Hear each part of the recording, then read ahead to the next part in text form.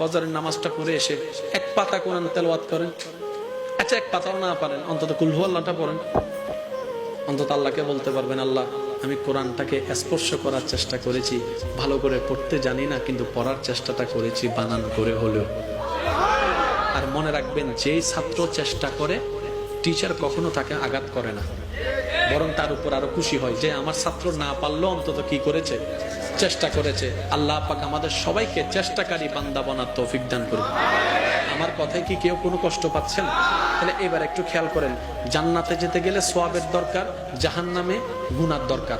আমার জীবনে গুনাহ বেশি, আপনারাও স্বীকার করেছেন আপনাদের জীবনে সওয়াবের তুলনায় কি বেশি, গুনাহ বেশি। তাহলে আমাদের টার্গেট তো পূরণ হচ্ছে না। কেন? আমাদের জান্নাতে যাওয়ার মতো সওয়াব আমার কাছে নাই। আপনারটা আপনি বলেন, আপনাদের কাছে আছে? নাই। কারণ আমরা একটা ভালো কাজ করলে 10টা খারাপ কাজ করি, এক ওয়াক্ত নামাজ পড়লে 10 বার মানুষের নামে বদনাম করি, একবার মানুষকে সাহায্য করলে পুরো এলাকায় সেটা বলে বলে বেড়াই, তাকে কোটা দেওয়ার চেষ্টা করি।